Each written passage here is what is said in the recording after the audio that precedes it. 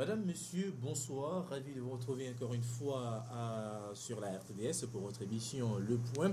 Le Point est la tribune consacrée aux journalistes et aux analystes politiques pour passer au crible les sujets ayant fait la une de l'actualité de la semaine. Et comme d'habitude, mesdames et messieurs, nous recevons pour vous des confrères journalistes avec qui nous allons passer une heure de temps pour décortiquer ces sujets-là. Pour nous accompagner, nous avons sur ce plateau Ambroise Ponjo, journaliste et analyste politique. Ambroise, bonsoir. Bonsoir Daniel, bonsoir tout le monde. Également sur ce plateau, Acha Ibrahim, directeur de publication du journal Temps Nouveau. Ibrahim, bonsoir. Bonsoir Daniel et bonsoir à tous ceux qui nous suivent en ce moment. Voilà, merci d'avoir accepté notre invitation, chers confrères. Nous allons rapidement introduire le premier sujet que nous allons décortiquer. Il s'agit de cette plainte portée par le candidat du CAP à l'élection présidentielle de 2015. Je veux parler de Jean-Pierre Fabre. Il a introduit une plainte auprès de la justice belge contre la société d'enrôlement. Je parle de ZTS. Ambroise Ponjo, vous avez également eu écho de cette presse, de cette plainte, pardon. Oui, j'en ai eu écho. On parle de doublons qui seraient relevés dans le fichier électoral. Et vous êtes sans savoir qu'un autre candidat, Alberto Olympio, avait soulevé la question en tant qu'expert du domaine. Il n'avait pas été écouté, il a été plusieurs fois. Et Jean-Pierre Fabre et son équipe aussi ont essayé de relever les mêmes anomalies. Même si c'est un fichier PDF qu'on leur a donné, ils ont essayé de décrypter, de relever ces défaillances qui se retrouvent dans le fichier électoral. Et je me demande pourquoi la CENI n'a pas réagi jusqu'au jour d'aujourd'hui. On a déjà convoqué le corps électoral sans avoir apuré le fichier. Voilà. Et ce qui est encore la nouveauté, c'est que le CAP 2015 est porté plainte à Bruxelles. La société qui travaille dans ce domaine d'enregistrement des électeurs, c'est des ETS de Michel. Oui. Donc ils ont dû porter plainte pour pouvoir voir clair dans cette histoire et savoir à quel jeu s'attendre pour éviter des fraudes massives. Vous ne pouvez pas aller à un match sans que les jeux ne soient pas clairs. Voilà. Ça a toujours été comme ça. Et je crois qu'aujourd'hui, et les Togolais, et les Européens, et le monde entier sauront concrètement qui triche qui dans ce pays. Voilà, qui triche qui dans ce pays. Atia Ibrahim, vous avez entendu parler de cette plainte. D'abord, en tant que journaliste, quel est le regard que vous portez sur ce sujet? Bon, il faut dire que j'ai entendu parler de cette plainte et il y a eu même, disons, un tapage médiatique autour de la chose. Lorsque M. Jean-Pierre Fabre a sollicité deux avocats français pour aller déposer cette plainte. Mais ce que je remarque, c'est que c'est une démarche beaucoup plus ridicule. Ridicule en ce sens que la société des ZTS est une société qui fournit les consommables et, disons, le matériel informatique. Donc, l'État togolais a passé des commandes auprès de cette société pour l'acquisition des kits pour pouvoir faire, disons, les révisions des lycées, éventuellement enrôler les électeurs, comme cela s'est fait tout récemment. Donc, cette société n'a fait que livrer le kit, c'est-à-dire que les ordinateurs, disons, les caméras et une imprimante pour pouvoir imprimer les cartes. C'est ce qui s'est fait, comme ça a été une prestation d'une société, comme cela se fait normalement dans les transactions. Donc, il faut dire que lorsque cette société a livré les ordinateurs et autres, il y a eu un conditionnement qui a été fait au Togo. Ce n'est pas cette société qui est venue faire le conditionnement. Ça, c'est le premier aspect. Le deuxième aspect, c'est que les ordinateurs, en eux-mêmes, ne font pas l'enregistrement des données. C'est les hommes qui travaillent sur les ordinateurs pour pouvoir saisir les données. Donc, on ne peut pas dire aujourd'hui que les doublons contenus dans le fichier électoral togolais a été fait par cette société. Oui, c'est un peu ridicule en ce sens que voilà. Ce sont les hommes, les Togolais, qui ont saisi les données. Et il y a une institution au Togo qui est chargée de procéder à ces opérations de révision et d'enrôlement des nouveaux majeurs et pour pouvoir constituer le fichier. Donc, a priori, cette société n'a rien à voir avec le fichier électoral. La prestation n'est pas fiable, parce qu'il faut une prestation fiable. Non, il faut dire plutôt que le travail, s'il y a vraiment les doublons, tout ce que le CAP 2015 soulève, s'il y a des doublons, s'il y a quoi que ce soit, mais il faut l'imputer à la CENI. C'est la CENI qui est responsable, qui serait responsable de tout ça. Si vraiment il y a des doublons. Donc la société elle-même, la société prestataire, c'est comme si vous achetez un véhicule. Et un confrère le disait, et ça m'a fait rire. C'est comme si vous allez à Sika Toyota, vous achetez un véhicule de marque Toyota, et en roulant et comme ça, vous avez eu un accident ou bien il y a eu des défaillances dans les choses. Vous vous attaquez directement à la maison Toyota depuis la France. Or, vous oubliez que, depuis le Japon, vous oubliez que vous avez acheté le véhicule ici à Sika Toyota et qu'il fallait passer par Sika Toyota avant de remonter. Donc moi, la démarche aurait voulu que CAP 2015 porte plainte contre la CENI, qui a fait ce travail d'enrôlement. Auprès de qui? Mais ça peut être à la Cour de justice de la CEDEAO, ça peut être ici à Lomé. Mais il faut aussi avoir confiance aux institutions de notre État. La justice togolaise est là et peut trancher ce litige. Mon ami Atia me fait rire parce que quand il dit qu'il y a des doublons, il y a des doublons. Surtout que je ne suis pas un comédien. Non, tu ne le seras jamais. Et il y a des doublons. Moi, j'ai vu un journal. J'ai lu un journal, j'ai vu des photos, les gens présentent leur visage comme ça, ils tournent le facial comme ça, c'est la même personne, et qui reçoivent les mêmes numéros. Voilà. Vous voyez, il y a des doublons qui ont été relevés par le CAP 2015 et le candidat Alberto Olympio. Ce ne sont pas des inventions, et la CENI le sait.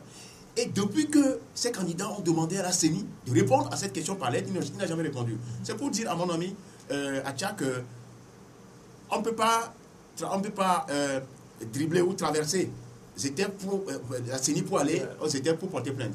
Mais quand vous êtes opérateur, vous avez été demandé à faire un travail. Il vous appartient à vous d'être responsable du travail que vous avez fait. Donc, la société est responsable en premier. Et vous connaissez Louis Michel. Ce que ce monsieur a foutu dans ce pays, moi je n'invente rien. Lui-même, il sait qu'il a foutu des choses. Raison de plus pour ne pas être à la tête de la commission de l'Union européenne chargée de développement. Tout ça, les Togolais le savent. Aujourd'hui, l'ANC ou le CAP 2015 ont bien fait de porter plainte. Et nous, Togolais, on va voir clair dans tout ça. Et il appartient à qui veut savoir s'il faut aller porter plainte à la CENI ou à CETES. Nous, les Togolais s'attaquent à CETES. Parce que c'est CETES qui est l'opérateur. C'est lui qui a confectionné tout ça. La CENI n'est qu'un répondant. La CENI veut seulement utiliser. Il est vrai qu'il peut y avoir même des gens à la CENI qui ne comprennent rien à tout ça. Mais celui qui maîtrise toute cette confection-là, c'est la société des États. Donc, il appartient à ceux-là qui portent greffe contre ce qui se fait au niveau du fichier électoral de porter plainte. Et c'est bien fait même que cette plainte-là soit portée au niveau de Bruxelles au lieu que ce soit Lomé. Oui, mais Atia Ibrahim, vous dénoncez le fait que ce soit la société CETES qui soit mise en cause, mais elle doit être mise en cause. Parce que non, elle ne doit pas être mise en cause. Qui donne les services, qui est prestataire des services. Parce que moi, je me souviens, il y avait un événement, par exemple, aux États-Unis, où les véhicules de la marque Toyota, il y avait une défaillance. Mais les Américains se sont après la société mère. C'est la société mère qui fait absolument. Je ne sais pas comment on conçoit la chose. De nos jours, est-ce qu'il y a eu défaillance au niveau des kits? Les kits ont répondu. La société ZETES a donné. Mais comment expliquer les doublons? La société ZETES a livré des consommables et du matériel informatique à la CENI. Et la CENI a utilisé ces matériels informatiques pour faire une opération d'enrôlement, de révision et de la constitution du fichier électoral. C'est ce que la CENI a demandé au niveau de ZETES. ZETES a fourni seulement le matériel. Pourquoi depuis que Alberto a écrit à la CENI ne répond jamais? Ça, c'est une affaire entre la CENI et Alberto Olympio. C'est parce que la CENI ne maîtrise pas. Voilà. Non, c'est pas qu'il ne maîtrise pas. Et quand vous achetez un véhicule, il y a au moins une garantie.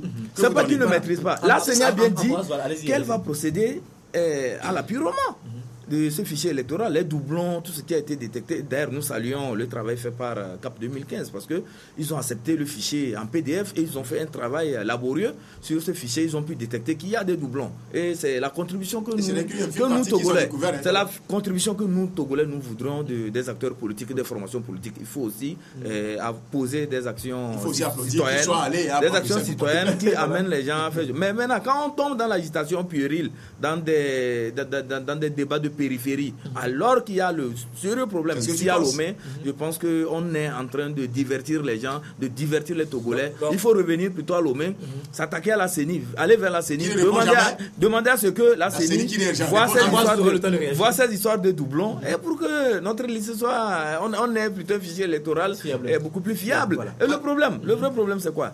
C'est que les données, c'est les Togolais qui ont saisi les données. Si volontairement, certains ont saisi des gens doublement, si volontairement, au niveau de la CENI, ça a été fait à dessein pour avoir le maximum des électeurs, ça c'est à la CENI de répondre. Voilà. Ce n'est pas à ZS de répondre. C'est ce que moi je dénonce dans cette affaire. Je voudrais préciser à mon ami Acha qu'en 2013, c'est la même société qui a travaillé sur le fichier électoral. Qui a envoyé le matériel et non travaillé sur le... C'est deux choses différentes. Vous aurez le temps de réagir. Et 60% de ce fichier, selon certaines indications, sont de doublons. 10 000 enfants ont été enrôlés dans le fichier de 2013. Et c'est le même fichier qu'on reconduit pour ces élections 2015. Et lui me dit aujourd'hui, mon ami Acham me dit aujourd'hui... Surtout, il y a eu révision. C'est ce que vous oubliez. Il y a révision, mais on trouve encore des doublons. Allez-y, mais pas des mineurs. Non, allez-y. Mais qui te dit qu'il n'y a pas de mineurs? Non, la société civile a remarqué que dans la partie nord du pays, l'enrôlement des mineurs se poursuit. Ils ont enrôlé, on a encore enrôlé des mineurs. Il y a des gens, des enfants, et on vous dit que les gens se cachent derrière le chef traditionnel qui serait Dieu, tout en maîtrisant et la taille et l'âge des enfants, tout en disant que cet enfant-là déjà 18 ans. Mais un enfant togolais, comme moi je le vois, je sais à peu près sa tranche d'âge. Nous ne sommes pas des dupes dans ce pays. Et je vous dis que depuis 2013, ta fameuse société là, elle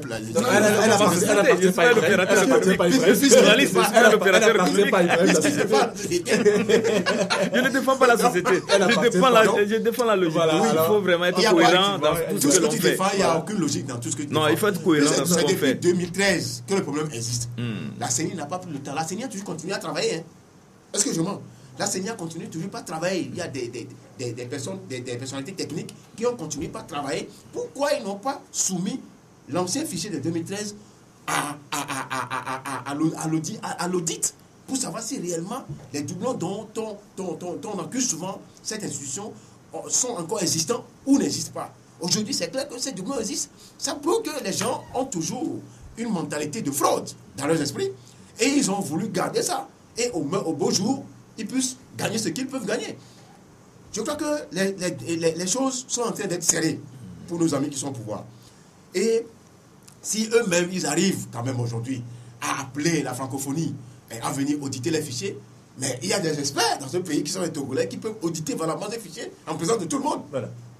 Pourquoi ils ne laissent pas Alberto Olympio avec son équipe auditer? Il a travaillé au Sénégal, il a travaillé au Mali. Oui, mais il est candidat, il ne peut plus quand même se pencher sur la question. C'est pas lui de... Il n'est plus candidat aujourd'hui. Ouais. Il s'est posé. Je pense que on veut quelqu'un de d'autre.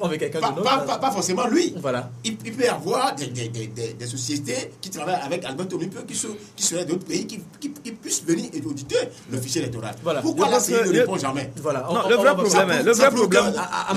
La CENI a quelque chose qui cache. Voilà. La CENI cache quelque chose. Voilà. On y va. Le vrai problème, mon cher frère et confrère, disons, Ambroise Kodjo, c'est mon frère, c'est mon ami de tous les temps, est que le plus souvent, nous aimons trop qu'on nous divertisse.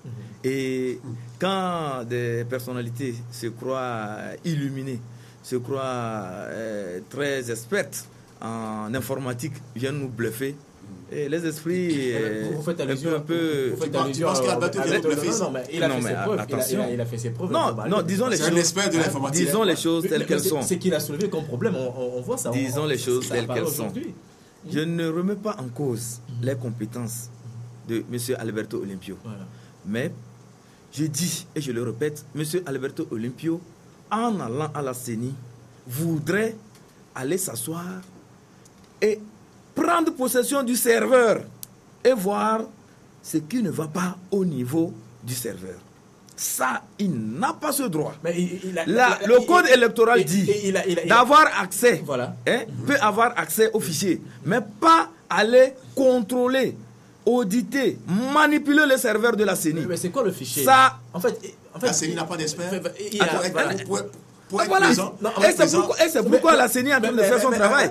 Mais si M. Alberto veut aller au niveau de la CENI, prendre, c'est-à-dire s'asseoir et manipuler, avoir accès au serveur, c'est qu'il a des idées de trucage. Et il faut qu'on le dise ici. Parce que nous avons appris, et il faut que ce soit clair devant tous les Togolais, que ce monsieur est passé expert dans le montage informatique. Ce qui voudrait dire que si M. Alberto, qui se trouve être un candidat, arrive au niveau de la CENI et par maladresse, je le dis bien, les gens de la CENI, c'est-à-dire les membres de la CENI, lui laisser avoir accès au serveur, ce monsieur peut envoyer un virus là-bas rapidement. Ce monsieur peut créer exprès des blocages pour que le processus n'ait pas lieu. C'est pour vous dire qu'ils sont animés d'un esprit de trucage, d'un esprit de boycott, d'un esprit vilain, d'un esprit que on ne voit pas. Moi je dis, les gens de la CENI doivent être responsables. Ils ne doivent pas donner. Les gens de la CENI ne doivent pas vraiment laisser à ce que ce monsieur qui se dit expert en informatique et autres vienne toucher le serveur et pour nous créer des problèmes. Je vous en prie. Nous connaissons les gens. L'esprit qui anime les gens, c'est des esprits négatifs. C'est des gens qui veulent que le processus n'aille pas à terme. Et donc, s'il venait là-bas, il va venir truquer la chose et bloquer les machines. Ça, il ne faut pas que la CENI donne. On sera obligé d'arrêter l'émission si on ne se comprend pas. On se comprend maintenant. Nous étions dans un développement. On se comprend. Il faudrait qu'on remette les bases, on redéfinisse les bases, le contour de cette émission. Tout à fait. Il faut qu'on parle à tout de rôle pour qu'on puisse se comprendre, parce que là, à la lutte, vont les choses vraiment se comprendre. Et on soit clair et précis. Voilà, clair et précis. Voilà, maintenant, vous aurez la parole maintenant.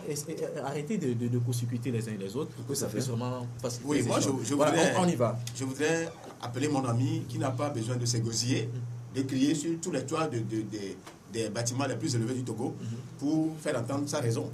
Même calmement, il peut le faire. Malheureusement, nous, on a un ton élevé, ce qui fait que ça confond des fois que c'est les gens que nous crions. Moi, c'est la même chose alors? Non. Il a l'habitude d'avoir un ton calme. Je n'ai même pas encore commencé par monter mon ton. C'est pas ça. C'est pas ça. C'est parce qu'il a peur. Non. C'est pas ça. Allons-y. Allons-y.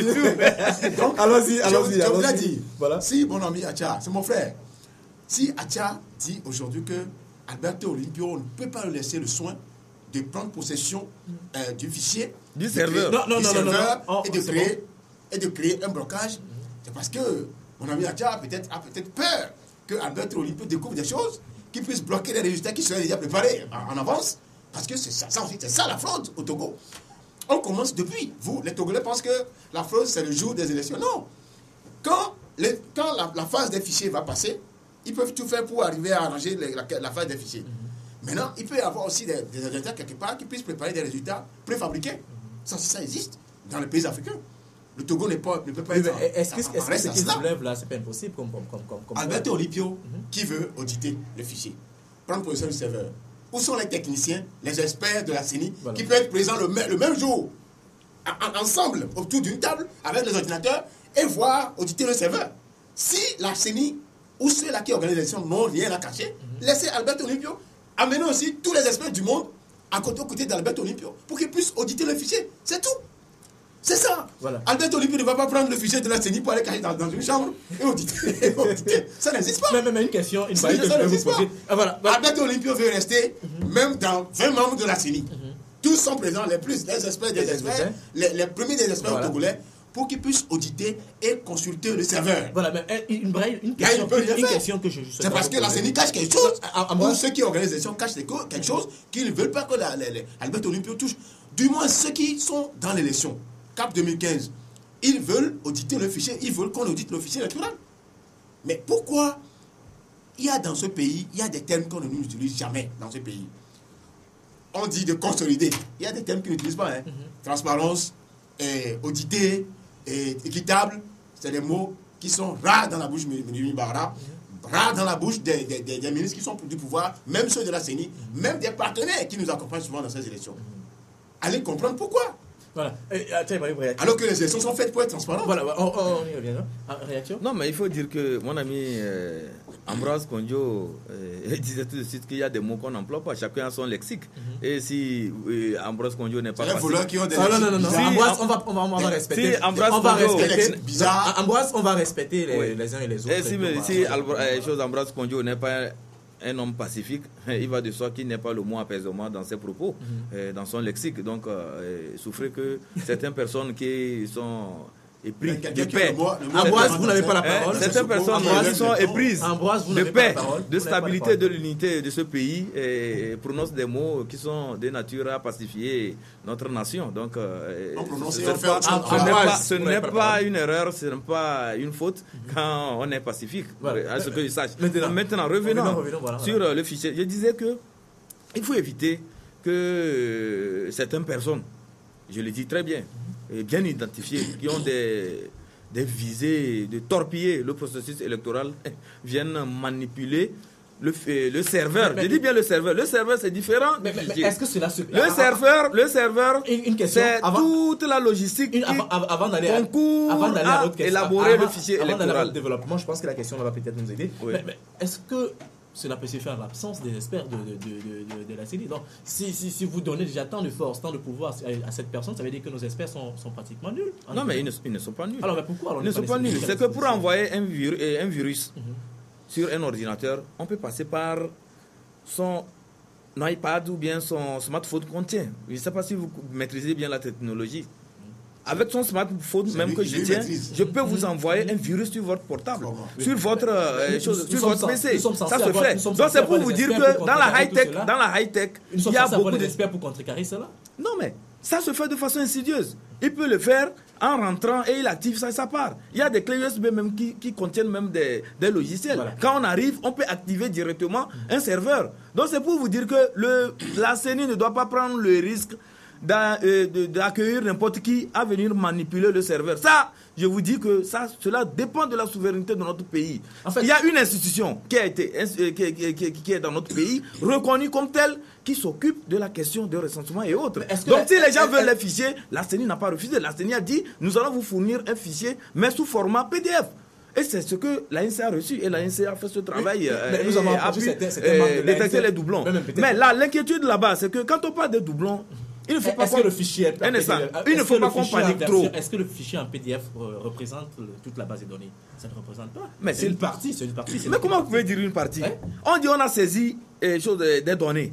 Et ça se retrouve au niveau du fichier, du format PDF. Mais vous devez avoir les données. Comment vous n'allez pas avoir des données? C'est la version. Et surtout que c'est la version des membres du CAP. Et justement, c'est parce qu'ils sont en train de vous bluffer. Parce qu'il y en a aussi qui ne comprennent pas le langage informatique. Quand on comprend le langage informatique et qu'on a au moins frotté avec les gens de la high-tech, on comprend le mécanisme de l'informatique. Voilà. Vous comprenez? Donc, ce qui se fait actuellement, c'est que cela participe d'une campagne de dénaturation et d'abrutissement des populations. Voilà. Quand on parle de doublons et autres, mais on va apurer la liste. Si il arrivait qu'au niveau de l'appurement, il y a certains facteurs qui n'ont pas été pris en compte, ici, le vote ne se fait pas de façon électronique. C'est quand vous êtes dans un contexte plutôt de vote électronique, que lorsque vous amenez votre carte, qui se fait que cette carte a le même numéro qu'une autre carte, l'ordinateur ou bien disons la machine rejette votre vote. Ici, c'est un déplacement. Chacun va dans les bureaux de vote, dans les centres de recensement et de vote, et chacun prend son bulletin et met ça dans l'urne. Ce n'est pas une question électronique. Vous comprenez? Donc tous ceux qui iront voter seront comptabilisés. Voilà. Et à la fin, on verra celui qui a gagné. Je pense que ça aussi, ce n'est pas magique. Quand quelqu'un a sa carte, on dit que quelqu'un a sa carte. Et il s'est fait recenser ici à Lomé. Il a le même numéro que quelqu'un qui est dans le Pendjal. Mais souffrez que je souhaiterais qu'on revienne un petit peu sur la plainte d'Ambroise Kondjo. Une question, est-ce que vous pensez que cette plainte peut, en tant que journaliste, est-ce que cela peut avoir des résultats palpables? Quoi? La plainte portée par le CAP, je veux dire, par le candidat. Mais vous savez, les Blancs ne sont pas ce que nous faisons dans nos milieux judiciaires ici. Quand on parle de justice européenne, là vous avez du sérieux qui se fait. Même s'il peut y avoir quelques petites doutes près, je sais quand même que ce n'est pas du chocolat quand les gens sont allés porter plainte à Bruxelles. Et moi, j'ai foi que, pour une fois, la justice sera faite, même si c'est en faveur de ceux qui seraient en train de jouer à la malice pour opérer des fraudes. Donc aujourd'hui, moi, je pense que c'est une démarche quand même qui est très bien.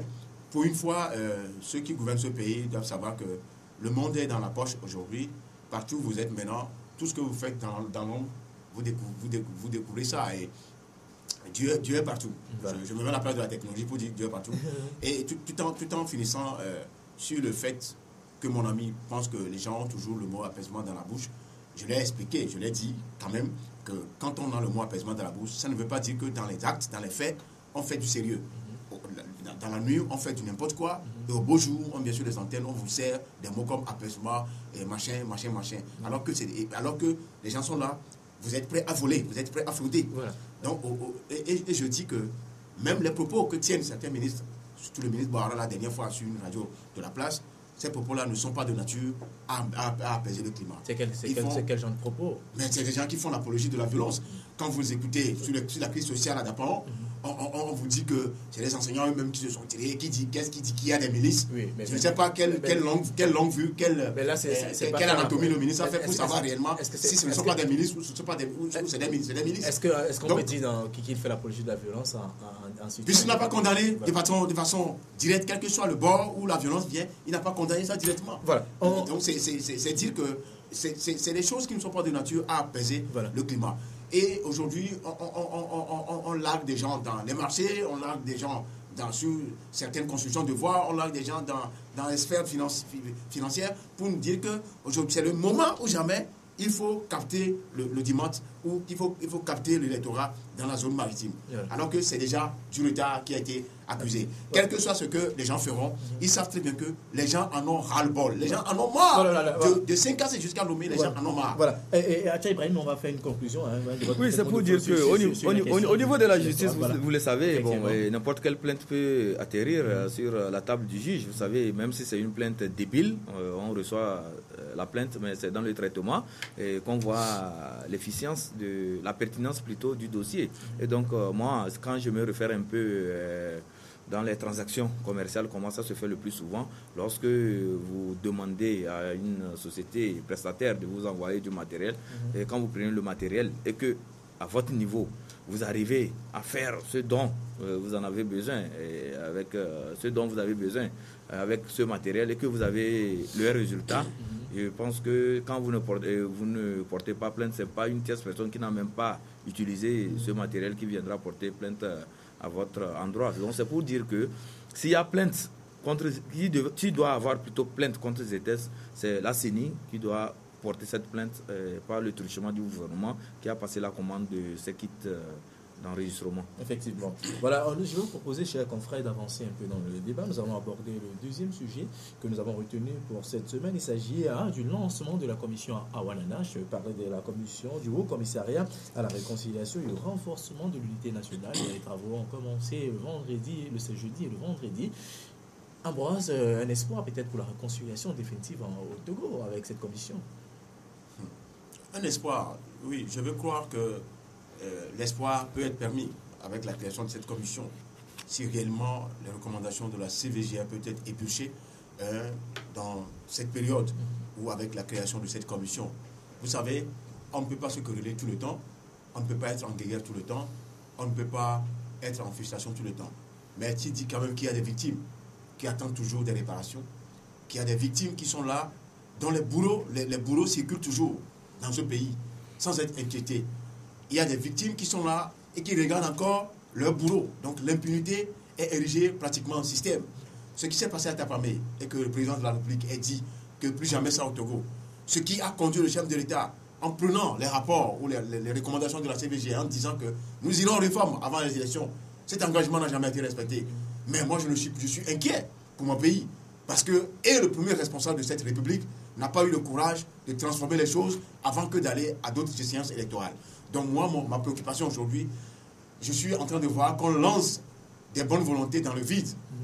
Ces membres de cette commission-là, c'est des gens qui sont peut-être épris de paix, de justice et de droit, qui sont épris des valeurs de réconciliation, mais qui iront certainement prêcher dans le vide, parce que les signaux sont au rouge. Voilà. Non, on va pas parler comme ça.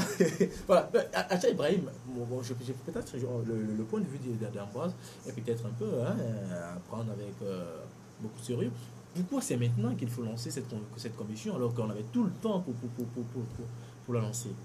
Non, et si on lance cette commission actuellement, c'est peut-être parce que c'est le moment propice, puisque nous allons vers une élection encore, donc il faut en amont mettre des mécanismes d'apaisement, des mécanismes qui puissent prévenir. Est-ce que cela n'aurait pas dû être fait au lendemain des recommandations de la CVJR? Non, au lendemain des recommandations de la CVJR, le document a été envoyé au gouvernement. Le gouvernement a analysé ce document et a vu dans quelle mesure il faut traduire dans les faits les recommandations qui ont été faites. Et c'est en ce sens qu'il a été procédé à la création d'un ministère. Il y a le livre blanc aussi qui a été ce ministère qui ne travaille pratiquement pas sur la question. Bon, peut-être que le travail se fait une caméra sans trop de caméras et ça fait que nous n'arrivons pas à voir le ministre à l'œuvre. Sinon, ça se fait parce qu'il y a des séminaires qui sont organisés avec les préfets, avec les délégations spéciales, avec aussi, disons, les leaders d'opinion pour que dans leur localité, ils puissent développer, ventiler des idées de paix, de réconciliation et d'unité. Et donc, si aujourd'hui il y a eu le lancement de ce haut commissariat pour la réconciliation et l'unité nationale, je me dis que c'est en prélude à ces élections qui arrivent et pour amener les Togolais à ne pas basculer dans la violence. Je pense que cette commission va faire son travail et c'est très bien pour l'unité nationale et pour la paix sociale. Je voudrais compléter ce que j'avais avancé comme idée en disant que au plus d'abord, quand cette commission avait été annoncée, lancée, je me suis dit pourquoi c'est le moment. C'est parce qu'on s'en fout des Togolais. Le rapport a été remis, ça fait pratiquement près de 2 ans.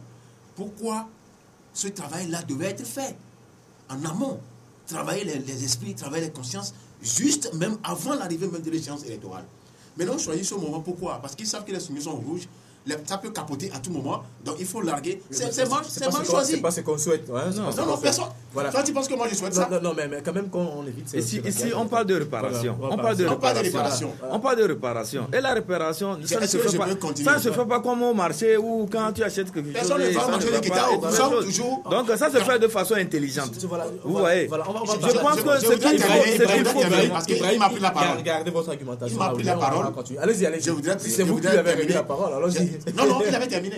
C'est moi qui parlais. Allez-y. Je voudrais juste dire que tout en souhaitant que cette commission aille au bout de sa mission de la façon la plus véritable et de la façon la plus transparente et impartiale, je crois que, je le disais que le moment était mal choisi, mais néanmoins, vaut mieux tard que jamais, les Togolais attendent beaucoup de cette commission. Les gens n'attendent pas forcément des réparations financières, mais ils attendent tout simplement que ces bourreaux-là qui circulent encore, ceux-là qui ont créé de la zizanie dans ce pays, qui ont fait tuer des gens, près de 500 selon certains rapports, près de 1000 selon d'autres. Voilà. Il faut que ces gens-là répondent au moins une fois dans ce pays pour apaiser les gens. Les gens n'ont pas forcément besoin d'argent. Les gens ont vu leurs parents tués, les gens ont vu leurs enfants tués. Ceux qui leur soutiennent financièrement dans cette vie, les gens tous sont partis. Maintenant, ces gens-là attendent que les bourreaux viennent s'excuser. C'est ce que les gens veulent. Voilà. C'est ce que les gens veulent. Ibrahim, on vous suivait, Oui, je disais donc que la réparation ne se fait pas comme ça se fait au marché. Donc, c'est une démarche beaucoup plus intelligente. Et il faut mettre les garde-fous pour ne pas, en voulant aussi réparer, créer d'autres problèmes. Donc, si cette commission est actuellement lancé, je me dis que le gouvernement a maintenant les moyens pour pouvoir faire fonctionner véritablement cette institution et surtout la personne qui a été choisie pour diriger cette commission est au point de vue psychologique bien aguerri maintenant pour conduire à bien ce processus. Et Ambroise disait qu'il y a des bourreaux qui circulent et les victimes aussi sont là et regardent leurs bourreaux circuler dans l'impunité, c'est vrai. Et ça, c'est un état de choses que l'autorité, je pense que les autorités du pays n'accepteraient pas. Et aussi, il ne faudrait pas que la réparation aussi tombe aussi dans la revanche. C'est ça aussi qu'il faut craindre, parce que si ça tombe aussi dans la revanche, vous allez voir que nous allons évoluer dans un cycle de violence et le Togo ne se portera pas bien si à chaque fois on va toujours penser à la revanche, à l'action, à la contre-attaque et autres. Je pense que c'est pas bien pour notre pays. Ce qu'il y a de mieux à faire, comme cela a été fait lors des audiences foraines à la CVJR, il y a eu des victimes qui sont venues et qui ont exposé les faits. Il y a des victimes qui peut-être au départ pensaient que leur bourreau c'était cette telle personne, mais finalement ont compris que par rapport aux témoignages qui ont été faits, ont compris que en fait leur bourreau ce n'était pas celui-ci, mais c'était celui-ci, ou bien cette personne avait agi sous l'ordre de tel ou de tel. Donc finalement, les Togolais ont pu comprendre ce qui a amené à un moment donné notre pays à tomber dans les violences et dans l'intolérance. Donc maintenant qu'il y a cette commission, je pense que ça va aller d'abord vers le pardon, la réconciliation et l'unité nationale. Si le bourreau et la victime se voient et se pardonnent mutuellement, je pense que ça serait un signal fort pour que le pays que nous voulons construire, le pays dans lequel nous vivons ensemble, se porte bien et que tous les Togolais se retrouvent en tant que frères et pour bâtir leur nation. Et quand on nous demande d'apaiser le climat, on nous demande, nous journalistes, les leaders d'opinion, dans nos propos, dans nos analyses d'apaiser le climat. Mais eux qui sont en face de nous, ceux qui dirigent le pouvoir, ne font aucun effort. La preuve, depuis 2005, ça fait 10 ans, les boulots circulent toujours. Voilà. Mais vous nous demandez, nous, de contribuer. Vous ne contribuez même pas en premier. Vous voulez que nous en fassions quoi? Voilà. Je vais proposer à moi de changer de registre. On va aborder à présent le volet social de cette émission qui est consacrée toujours à cette grève qui perdure entre la synergie des travailleurs du Togo et le gouvernement. Nous avons appris en semaine que la tension est montée, a atteint le paroxysme au nord du pays, tout précisément à Dapaon. Ambroise, vous avez suivi également de près l'actualité à Dapaon avec des affrontements entre enseignants et d'une branche miliciens entre greffes. Comment on peut comprendre que la situation puisse arriver à ce niveau-là? Oui, vous savez, moi je suis l'un des premiers journalistes à condamner le déferlement des enfants dans la rue. Ça, il faut pas le cacher. Moi, j'ai horreur de voir les enfants dans la rue, surtout leur manière de se comporter. Je n'ai jamais vu ça. Donc franchement, moi chez moi, il n'y a pas de poids de mesure. Quand vous faites, c'est bien, moi je vous le dis. Quand c'est pas bien, je le dis aussi. Donc des enfants, franchement, j'ai l'impression qu'il y a des enfants qui ont manqué beaucoup de choses, qui ont raté beaucoup de choses, ce qui déverse aujourd'hui dans cette colère. Mais au même moment, leur réaction a une certaine légitimité quand vous vérifiez. Mais les gens ont un chronogramme dans l'année académique et qui doit être respecté. Mais si l'enfant remarque qui fait la terminale, la première, ça désormais, qui constate que, mais écoute, ces enseignants-là viendront encore avec des photocopies, au lieu d'avoir des cours réels qui puissent m'aider à éviter de débourser de l'argent et encore moins à m'assumer dans la classe, mais ça monte sur les nerfs des fois. Donc je crois que c'est ça qui emmène les enfants à réagir de la sorte, surtout qu'ils ont certains leaders parmi eux qui sont plus virulents. Une poignée de 30 élèves va créer des problèmes à tout un établissement de 1500 élèves. J'en ai vu ça au collège protestant. J'en ai vu le vendredi, comment on l'appelle, le mercredi ou le mardi. Donc c'est pour vous dire que j'ai horreur de voir ces enfants dans la rue. Mais en revenant maintenant sur les mobiles de la grève, dans tous les pays au monde, quand ça ne marche pas, quand les conditions de travail de vie des travailleurs n'est pas ce que cela doit être, mais écoute, le Togo n'est pas le seul aujourd'hui à gréver. Quand vous allez au Gabon, il y a la grève. Quand vous allez au Tchad, il y a la grève. On a même pris des policiers qui ont bastonné des élèves.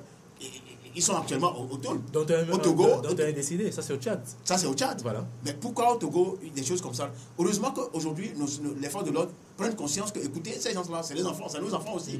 Donc ils ne les caressent pas, mais ils jouent un rôle important maintenant dans la vigilance et dans la discrétion, tout en surveillant ce qui se passe dans la rue. Mais quand vous approchez les forces de l'ordre, c'est les gens qui sont responsables. Ils sont très intelligents. Aujourd'hui, ils ne se comportent plus comme ça. C'est vrai qu'il peut y avoir des infiltrés, des brebis galeux dans ces corps habillés qui puissent faire ce qu'ils veulent. Mais ils sont conscients que c'est leurs enfants. Et cette grève, je vous dis que cette grève, en quoi cette grève de la FCT est légitime? Moi, je vais vous donner juste quelques éléments. C'est depuis 2013 que la FCT a commencé ces mouvements. Le gouvernement n'a pas pris soin. Même les engagements que le gouvernement a pris, n'a pas pris soin de donner cet engagement. Et, arrivé à un moment, ils ont pensé que la chose est montée d'un cran. Le gouvernement a failli capoter.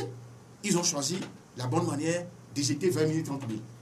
Et ils ont même qualifié, ils l'ont qualifié de cadeau. Ces cadeaux-là, qui sont les premiers à bénéficier. c'est les militaires, c'est les gendarmes, c'est les policiers. Ceux qui étaient en la catégorie D, et eux qui gagnaient 25 000 francs se retrouvaient à 55 000 ou à 50 000 francs ou à 45 000. C'est un acquis. Et ça, en cela, il faut saluer cet acte du gouvernement. Mais au même moment, il y a une plateforme qui avait été déposée, ça fait 2 ans, sur la table du gouvernement, qui n'a jamais connu une évolution. Alors qu'ailleurs, on a augmenté les salaires. On a augmenté les salaires des gens au Bénin, au Burkina, à Madagascar, partout. Mais les travailleurs togolais vivotent. Quand vous allez au Casa, vous voyez les travailleurs togolais s'habiller. Je suis très bien habillé.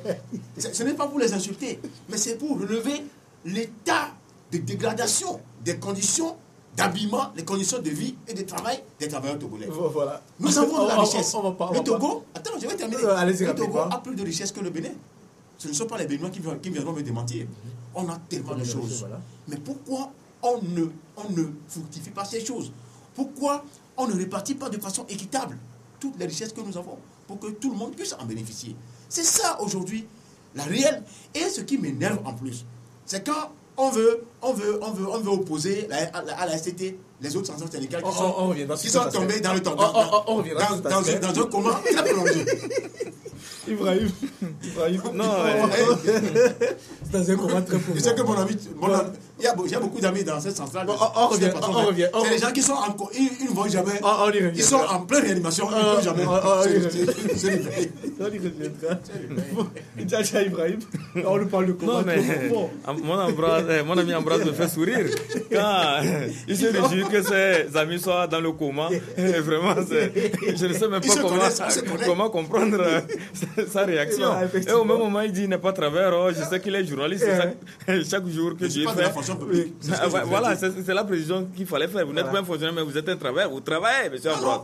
D'accord. Donc maintenant, revenons. Toute personne qui travaille gagne quand même un salaire à la fin du mois. Donc M. Ambroise, il est bien habillé que ceux de l'administration publique. C'est qu'il est bien payé. Il nous dit qu'il est bien payé. Donc qu'il en soit ainsi. Bon, maintenant, parlons de la crise, la grogne. Ce qui s'est passé à Dapon est regrettable. Et en tant que journaliste, nous n'allons pas faire l'apologie de la violence. Voilà. Et il faut le reconnaître. La violence n'a jamais apporté quelque chose de bon. Et aussi, il faut faire remarquer, parce que c'est le lieu aussi de le dire clairement, qu'il n'y a jamais eu de consigne de la STT demandant à sa base, demandant à ses syndiqués de se livrer à la violence. Ça, il faut que ce soit clair. Voilà. Nous assistons souvent aux AG de la synergie. Oui. Jamais il n'a été dit de sortir dans les rues, de casser des choses, de faire quoi que ce soit. Mais, comme vous le savez, dans tout groupe, il y a souvent des brebis galeuses. Donc, il peut arriver que certaines personnes, par zèle, excès de zèle, pour pouvoir faire leur numéro, puissent se comporter de façon la plus incivique et cela puisse avoir des répercussions sur l'ensemble du mouvement. Mais, ce qui est cohérent, ce qui est logique à retenir, c'est que la synergie n'a jamais demandé aux gens de se livrer à des actes répréhensibles. Voilà. Et si les élèves sortent, mon ami Ambroise le disait, c'est parce qu'il y a la peur du lendemain. Parce que l'année scolaire a été structurée de telle sorte que les cours, il y a tout un nombre de cours qui doivent être dispensés et que les élèves devaient avoir connaissance de tout ce qu'il y a comme chapitre, de tout ce qu'il y a comme connaissance avant d'aller à l'examen. Et donc, il se passe qu'avec les grèves à répétition, il y a des cours, ce qui est logique, qui ne passent pas.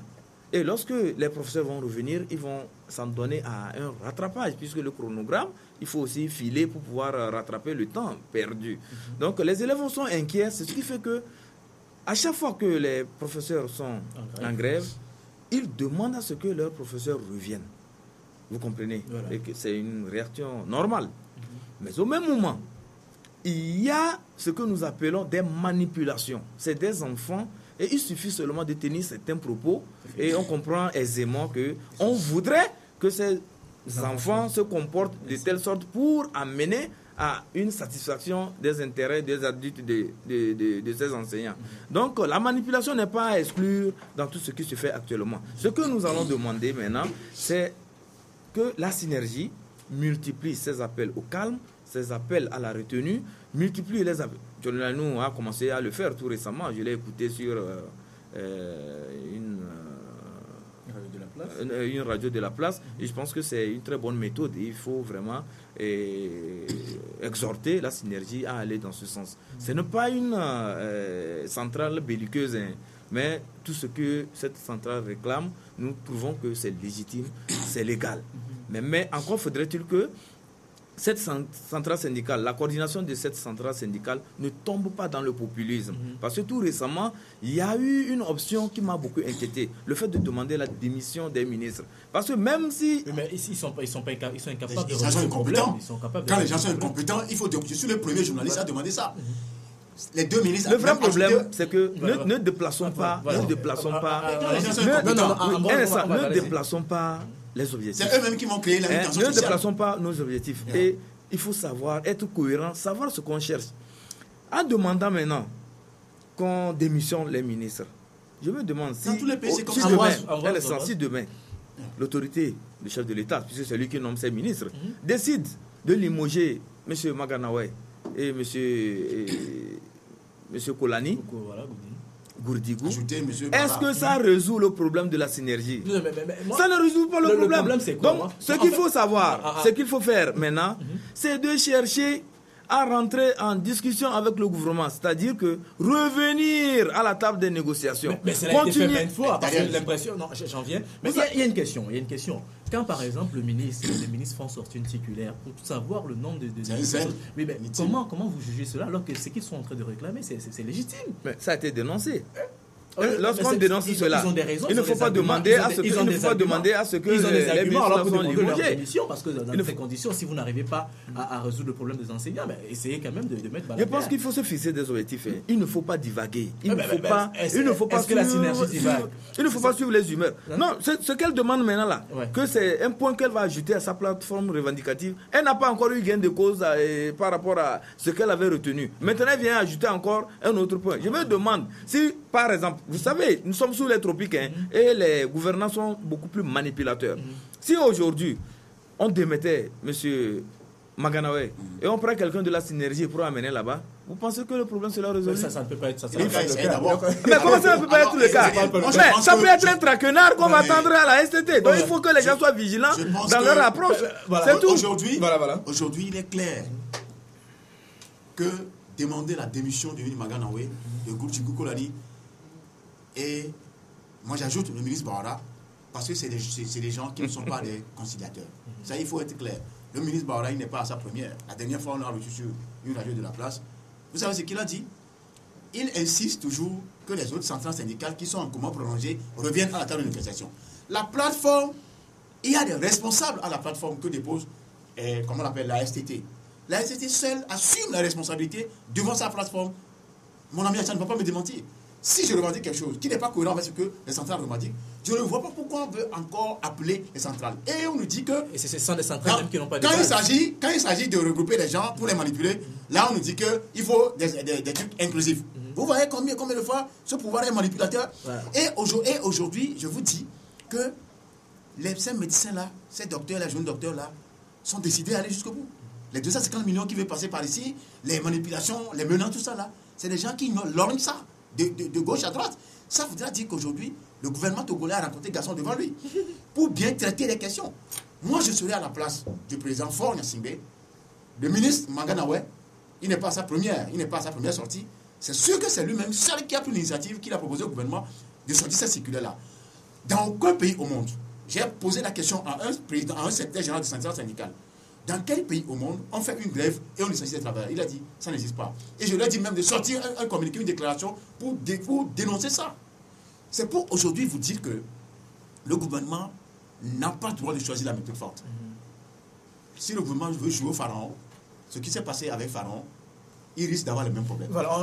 Aujourd'hui, tout le monde veut parler de l'apaisement. Et qui est censé appeler les gens? C'est le gouvernement qui doit appeler la STT à la table de négociation. C'est vos enfants. Vous êtes des partenaires. Les amis, vous avez 8 points sur la plateforme. On n'a pas les moyens. Mais si on peut vous faire on peut honorer 2 engagements. 2 points de l'engagement sur les 8. Est-ce que ça peut aller? Voilà. Mais c'est les gens qui ont un langage d'humain, non, un langage d'animal. Ils n'écoutent pas les animaux seulement. Voilà. C'est des gens qui ont un langage humain et qui peuvent vous écouter. Mais quand vous jouez à la dure oreille, quand vous jouez à l'entêtement, c'est les conséquences. Et le malheur pour eux, nous rentrons dans les périodes électorales. Mais il y a une chose que je ne comprends pas, parce que de l'autre côté, il y a les autres centrales syndicales qui jouent un autre jeu. Hein. Mais comment l'expliquer alors que c'est que les autres sont en train de réclamer? Moi, je vais vous expliquer. Voilà. C'est mes amis, je les connais. La CST, la CGCT de mon ami Tiklonou, la CNTT de mon ami Palanga, l'UGSL de mon autre ami, très redouté, Romador. Il y a le GSA, je connais peu le monsieur, et l'UCIT de l'autre, aussi nous, je ne sais pas. Ces centrales syndicales n'ont plus de légitimité. Je voudrais qu'on les associe à tout dialogue concernant les travailleurs, parce que c'est des routiers du syndicalisme. Mais encore faudra-t-il qu'ils démontrent qu'ils veulent, pour une fois, jouer au jeu franc. Parce que le jour où ils avaient demandé aussi une grève, je suis le premier encore à dire ça, que c'est encore une manipulation du gouvernement pour redonner crédit aux centrales syndicales et mettre en minorité la SCT. C'est ce qui s'est produit le vendredi là, quand ils étaient réunis. Et un des responsables syndicaux de la SCT m'ont appelé. C'est ça, moi j'avais déjà annoncé ça. Souvent nous, moi j'annonce et ça se produit. Vous êtes le prophète alors? D'aucuns m'appellent prophète. Je suis pas un prophète. Quand vous analysez bien la situation sociale politique, il y a des choses que vous voyez d'avance. Voilà. J'ai l'impression que nos amis, nos grands frères qui sont dans la partie au niveau du pouvoir, ne voient pas d'avance. Soit ils le voient, mais ils font abstraction. Voilà. Ils font fi de ne rien voir. On va permettre à aujourd'hui, je voudrais juste dire qu'il appartient au gouvernement d'appeler nos frères de la STT. Parce que quand on demande de licencier les gens du secteur éducatif, pourquoi on ne demande pas de licencier les gens du secteur de santé? Allez renvoyer tous les médecins, les infirmiers qui sont en Togo et autres. Ils vont voir le dégât que ça va commettre. Donc c'est une maladresse. C'est une maladresse qu'a commise le ministre Manganawe, que jamais être mon ami. Parce que moi, mes amis, qui sont des ministres, c'est des gens qui sont réfléchis, c'est des gens qui posent des actes. Non. Ça dit que quand il y a des grands frères qui ne posent pas des actes, qui sont censés aller dans l'apaisement et dans la cohésion sociale, dans la réconciliation, il faut les dénoncer. Voilà. C'est pourquoi moi j'ai toujours dit au départ qu'il faut sauter ces gens-là du gouvernement. Voilà, avec tout le respect. On ne va pas passer par quand je vais le dire. On les doit après tout, ce sont les autorités. Il faut les faire partir. Et voilà que les gens ont un cœur durci maintenant. Voilà. Et Ibrahim, de manière générale, je ne comprends pas, parce que vous soulignez que tantôt les revendications de la SCT sont légitimes. Mais moi, je ne comprends pas peut-être le rôle que jouent les autres centrales syndicales. Alors, moi, ça a eu à les dénoncer. Je ne sais pas si vous avez la même lecture de la situation que M. Ambroise Pondio. C'est que c'est des mourants. Non, mais je ne peux pas dire que c'est des mourants, c'est des syndicalistes, des gens qui ont fait aussi leurs preuves. Donc, le vrai problème. Mais le central, c'est pas les centrales. Ok, bon, revenons à ces centrales, il faut dire que ces centrales aussi ont leurs revendications. Voilà. Donc, il y a eu 2 revendications qui ont été introduites au niveau du gouvernement par ces centrales. Et à mon avis, ces centrales, à un moment donné, ont estimé que le gouvernement a prêté plutôt une oreille attentive à leur... Non, je ne manque pas de mots. J'ai un vocabulaire très riche et vous me connaissez très bien, M. Ambroise, vous me redoutez d'ailleurs. Lorsqu'on se retrouve sur un plateau.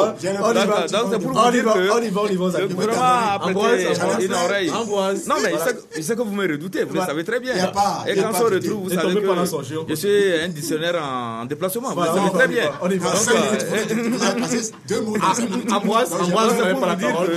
C'est pour vous dire que c'est pour vous dire que lorsque ces centrales syndicales ont envoyé leur plateforme qui est composée de 2 points essentiels, et le gouvernement a essayé de répondre à ces 2 points, et c'est ce qui a fait que cette centrale syndicale a estimé que, disons, ceux qui embrassent l'axe d'être dans le mauvais jeu ont estimé que... D'être dans le coma profond. D'être dans le coma profond. Et ils se réjouissent d'ailleurs que les organisations de ses amis soient dans un coma profond. C'est ce qui est vraiment paradoxal. D'accord, quand on revient maintenant sur les points qui ont été introduits au niveau du gouvernement, et bon, ces centrales ont estimé que à leur niveau, ça va. Et donc, c'est au niveau de la synergie qu'il y a problème, parce qu'il y a eu 8 points au niveau de la plateforme revendicative. Et à leur niveau, je pense que les 8 points ne sont pas totalement épuisés. Donc ça fait que à leur niveau, la grève et les revendications continuent. Ça, il faut que nous le disions haut et fort. c'est parce qu'ils n'ont pas eu satisfaction totale à leur plateforme revendicative que le mouvement continue. Bon, maintenant, au niveau des mouvements, c'est au gouvernement, comme le disait Ambroise, d'appeler la STT à revenir sur la table plutôt des négociations et surtout rejoindre le comité de suivi des accords, puisqu'il y a eu un arrêté de conclusion qui a été fait. La STT a signé et par la suite c'est la base qui a rejeté ça. Là aussi il faut voir le côté management des assemblées ou surtout de la foule, parce que quand vous êtes dans le groupe, il y a souvent l'effet de groupe qui amène à opter à prendre des options qui normalement et qui ne sont pas aussi sensées. Donc la STT va commencer maintenant par gérer la foule et savoir que c'est elle, la coordination, qui va devant les autorités pour discuter, et c'est elle plutôt qui prend la mesure de la chose, et à son retour, elle doit pouvoir expliquer clairement les choses à la base, et lorsqu'il y aura des options qui sont de nature à exacerber la tension, ou bien ce sont des options qui sont des options va-t-en-guerre, c'est à la coordination. Parce que quand on fait confiance à une personne et on vous place à la tête d'une organisation, c'est qu'on compte aussi sur votre sagesse et sur votre esprit d'apaisement. Ce n'est pas parce que ça bouillonne au niveau de la base que la coordination, les responsables, les premiers responsables vont suivre la base. Il y a aussi un travail d'éducation, un travail aussi de conscientisation qu'il faut faire à ce niveau. Donc nous interpellons la coordination de la STT de pouvoir manager les assemblées générales pour que certaines décisions ne frisent pas des décisions populistes. Maintenant, pour revenir à la solution que nous préconisons, nous avons dit qu'il y a eu la création du poste de médiateur de la République. Et quand on parle de médiation, de médiateur dans un pays, c'est que c'est lorsqu'il y a de ces tensions que le médiateur entre en jeu. Donc nous prions maintenant que Mme Awanana, qui est encore le médiateur de la République, entre en action en essayant de concilier les deux positions, en essayant d'écouter la STT, en essayant de convaincre aussi le gouvernement à satisfaire aux doléances de la STT. Parce que quand vous êtes dans un pays et que les fonctionnaires sont bien payés, c'est aussi une fierté pour ce pays. Donc le gouvernement doit savoir que ce que réclame la STT, c'est pour le bien des fonctionnaires. Et quand les fonctionnaires sont bien payés, ils donnent le meilleur d'eux-mêmes, ils travaillent bien et boostent la croissance dans le pays. Donc ce n'est pas quelque chose de grave. Il faut voir dans ce sens pour que les choses aillent très bien. De la part du gouvernement, il faut éviter aussi des comportements qui heurtent les sensibilités. Quand on sort, on tient des propos qui ne sont pas de nature à apaiser, qui ne sont pas de nature à rassurer, il va de soi que vos interlocuteurs réduisent leur position et au finish, c'est que quand il y a la tension monte trop, vous savez ce que ça apporte des débordements. De la même manière aussi, il faut dire à la STT, que dans le rapport de employé et employeur, il y a ce que nous appelons la courtoisie. Il y a aussi ce que nous appelons les règles de l'art qui demandent à ce qu'il n'y ait pas une option, une position de défiance de l'autorité. Donc à ce niveau aussi, il faut mettre de l'eau dans son vin pour ne pas défier aussi les autorités que nous avons en face. Et c'est ce qui va amener un climat beaucoup plus paisible et apaisé, et les discussions vont aller normalement et au finish, ils vont arrêter quelque chose de commun qui amène les deux parties à gagner. Mais qu'il n'y ait pas une question de défiance et que au finish, les autres aussi vont trouver que nous ne sommes pas aussi des petits élèves et que vous allez défier. Nous aussi, nous sommes en position de force et allons-y. Et ce rapport de force, nous allons voir qui va l'emporter. Bon, c'est des options qui ne vont pas faire gagner notre pays. Que chacun mette de l'eau dans son vin et que les choses aillent normalement. Pour terminer, moi je pense que c'est vrai ce que Atia Non, mais c'est lui qui clôture, c'est pas toi qui clôture. Non, de ma part, pour terminer, ce n'est pas une prédication que je fais. Maintenant, moi je voudrais exhorter d'abord le gouvernement à saisir l'opportunité qui peut faire économie de ces soubresauts politiques et sociopolitiques-là, en appelant les gens de la STT au dialogue. Il n'appartient pas à la STT de demander le dialogue. Dans aucun pays ça ne se fait. D'exhorter le gouvernement à plus de lucidité dans la conduite de cette crise sociale, avec plus de responsabilité. Et exhorter la STT à être à l'écoute du gouvernement pour dialoguer et parler de choses sérieuses, éviter de faire du remplissage dominant, c'est-à-dire appeler toutes ces centrales-là qui peut-être viendront apporter de la graine à moule mais qui en réalité jouent le jeu trouble. Et je salue la SCT, je l'exhorte à maintenir le cap de cette démocratie directe-là. C'est une nouvelle stratégie, c'est une trouvaille qui marche bien avec ce gouvernement que nous avons. Cette trouvaille, c'est la démocratie directe qui demande aux responsables d'aller directement devant les travailleurs. C'est des intellectuels. On ne joue pas avec des intellectuels. Ils vont directement là-bas. C'est ce qu'eux, ils disent qu'ils viennent raconter. L'ancienne stratégie n'a plus marché avec les centrales syndicales. On va, on écoute la base, on revient, on fait ce qu'on veut. On prend peut-être quelques minutes dans la poche et on s'en va. Ça, là, c'est fini. La nouvelle stratégie, c'est d'aller devant, de jouer à la démocratie directe comme on l'a fait en Grèce et en Suisse. Même si le ministre Blum trouve que cette démocratie ne marche plus, ça marche maintenant avec la SCT. Ils n'ont qu'à composer avec cette démocratie-là pour que la dynamique de la vérité et de la sincérité puisse trouver maison dans notre pays, le Togo, entre travailleurs et employeurs, qui est le gouvernement. Voilà, merci à vous d'être passé sur ce plateau. Je rappelle que vous étiez Ambroise Bonjo, journaliste et analyste politique, et Ibrahim Atia, journaliste et directeur de publication du journal Temps Nouveau. Vous étiez mes invités. Merci d'avoir pris part à cet échange ou à ce débat très musclé, très contradictoire également. C'est mon ami. C'est mon ami. Voilà, j'espère vous retrouver très prochainement. Voilà, effectivement.